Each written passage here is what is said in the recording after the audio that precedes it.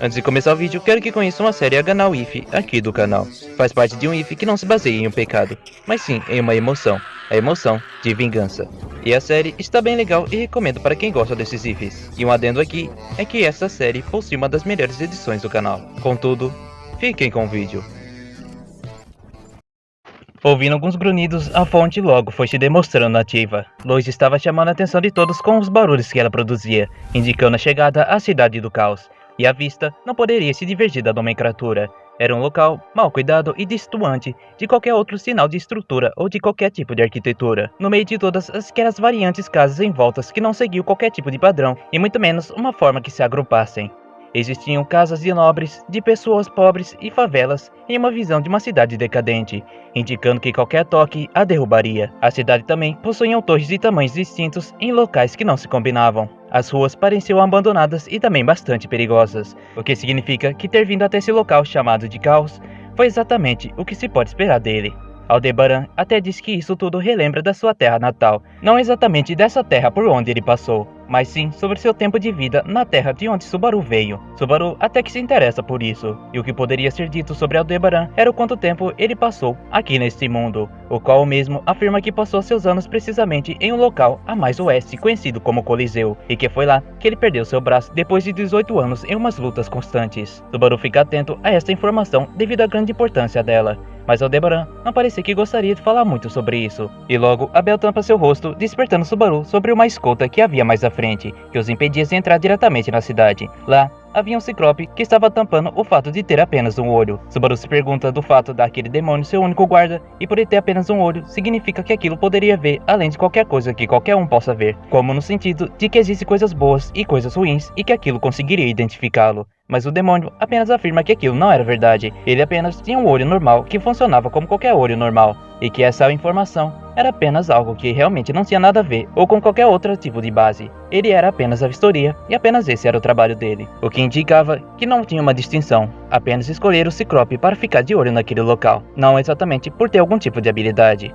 Após a vistoria então de todo o local, Subaru consegue passar facilmente pela inspeção, e o porte das armas não parecia lhes incomodar e nem um pouco demonstrar que eles eram suspeitos. Na verdade, isso era a coisa mais estranha dentro daquela cidade, e de lá, naquela cidade, eles não poderiam imaginar sobre o que o caos poderia significar. Subaru apenas imaginou que, assim como o nome, a cidade seria um perigo crescente, assim como a aparência decadente. Talvez bandidos que o assaltem em todo momento, ou algum tipo de assassinato em praça pública. Porém, embora uma estrutura desengonçada, Subaru notou algo muito surpreendente ali dentro. Na cidade, havia uma diversidade absurda de demi-humanos e outras espécies que andavam livremente, sem ter qualquer tipo de coberta ou escondendo a sua aparência, andando com o maior tipo de naturalidade e selvageria que sua espécie lhe permitiria ter. Ou seja, eles eram eles mesmos.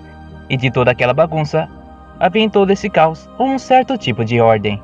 Abel cita Subaru que Jorna Misage tinha essa habilidade de manter todo o caos em ordem, e por isso ela era preciosa para esse tipo de cuidados, principalmente para esse tipo de cidade e para esse tipo de moradores. Dito isso, eles vão até a pousada e se deslocam ali. O planejamento todo de Abel então fora dito, ele entregaria a Subaru a responsabilidade de enviar uma carta pessoalmente para Jorna. Essa carta, embora não pudesse ser assinada pelo anel de Abel, já que os dois haviam sido quebrados, primeiramente a luta contra aquela cobra major gigante e na segunda, na luta contra a Arakia. Ele ainda estava convicto que a recepção dela seria feita sem qualquer tipo de problemas. De certa forma, aquilo parecia um pouco arriscado se a encruzilhada fosse diretamente com ela. E a falta de credibilidade poderia despertar algum tipo de gatilho, ou até mesmo o fato do próprio imperador estar enviando uma carta para a maior revoltada do império. São muitos os motivos que poderiam dar qualquer tipo de resultado terrível. Mas Abel afirma que conseguiria o que precisavam, e que ele apenas não se apresenta diretamente para ela, porque seria muito indevido no cenário atual. Eles não entenderam essa parte,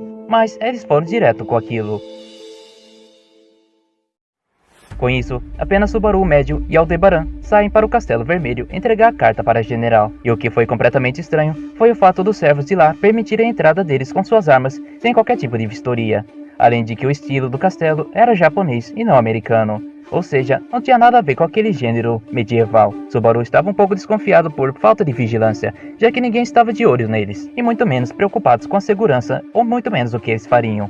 O cenário se perdurou tenso, e foi quando Al tentou dizer a Subaru que não há por que ficar assim. Até o momento em que os empregados meio bestas de Jorna voltam à sala de espera onde todos estavam e os convidam para participar de uma reunião com mais algumas pessoas que também iriam ali para falar com Jorna. Subaru acha terrível isso, já que entregar a carta deveria ser algo muito pessoal, e ter mais pessoas envolvidas nisso poderia atrapalhar todos seus planejamentos. Então no caminho até a sala, ele se pergunta se Jorna possui um péssimo relacionamento de verdade com Abel, e por que ela continuaria viva depois disso tudo. Aldebaran explica que, de certa forma, porque potencialmente possui a habilidade de manter todo esse caos em ordem, e porque é essencial para esse lugar, exclusivamente. Subaru até pensou que talvez ela e ele poderiam se dar bem na questão de odiar Abel, mas desvai desse pensamento ao descobrir que os convidados estavam agora chegando. E então do fundo, surge aquele que não deveria estar lá, Vincent Volatia, ou pelo menos, aquele que usa o mesmo rosto de Abel. Surpreendentemente, com a aparição do falso imperador, Subaru se sente locomovido de uma forma intensa quando finalmente Jorna decide entrar na sala e se sentar na mesa com seus outros convidados. Então Subaru, Médio e Aldebaran estavam em uma questão muito interessante, já que nenhum deles esperava que o próprio falso imperador iria ali naquele momento, no mesmo instante que eles deveriam entregar a carta.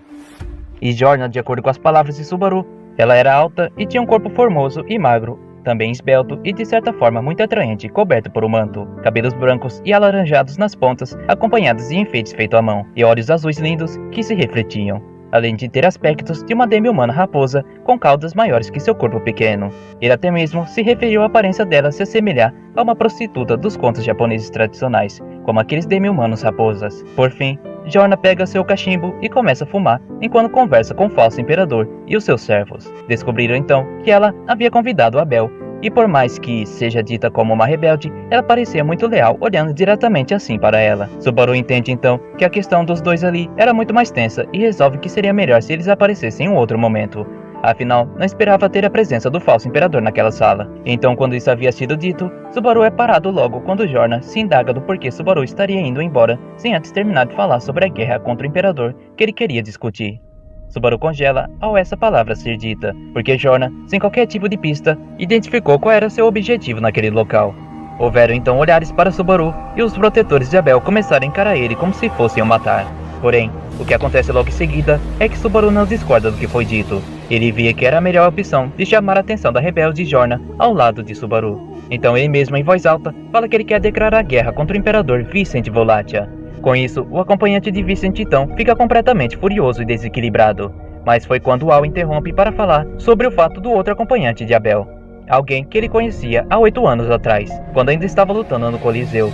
De início, o velho não reconheceu por conta do capacete, mas o braço cortado o fez se relembrar de Aldebaran, o lutador do Coliseu. E então, Aldebaran fala sobre tudo que ele fez naquela época, e portanto, ele disse que até naquele momento ele não havia ganhado nenhum tipo de recompensa. E por tudo isso, e por todo o tempo que ele passou, ele pediu para que fosse recompensado agora, e que sua recompensa seria entregar a carta para Jorna.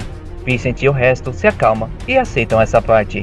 Logo, Subaru dá a carta para Jorna, dizendo que era uma carta de amor do seu senhor, para não revelar a Jorna e nem mesmo ao falso imperador que aquilo era a carta de Abel. A mesma então aceita, e mais uma vez, Subaru afirma sua declaração de guerra. Mas então, um dos escoltas de Vincent enlouquece de vez e decide os atacar. Vários espetos e plantas espinhosas vão em direção a Subaru. Isso poderia o matar naquele momento, mas Aldebaran os defende com seu espadão, tendo alguns machucados em seu corpo agora. Logo então, os dois foram perseguidos pelos dois acompanhantes do falso imperador. Enquanto Aldebaran defende, Subaru pede para Medium abrir um buraco na parede para poderem pular com seu chicote. Subaru então sente uma leve pontada no seu peito e vê o velho de antes, mas não sente nada. Logo Medium o pega pela cintura e pula fora do castelo por uma estrutura, e assim quando eles estavam finalmente em uma boa posição, Subaru decide jogar seu chicote em uma estrutura diferente e é agarrado por Aldebaran e Medium, e os três se balançam para fora daquele local. Naquele momento, havia começado uma guerra contra o falso imperador, e a resposta de Jorna viria apenas em breve.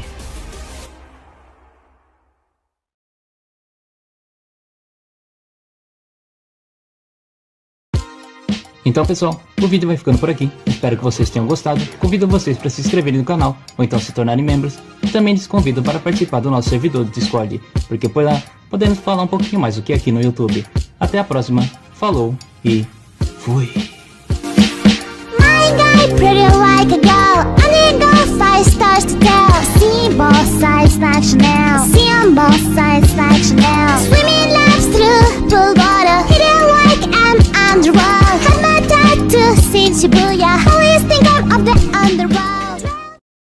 死んでいる。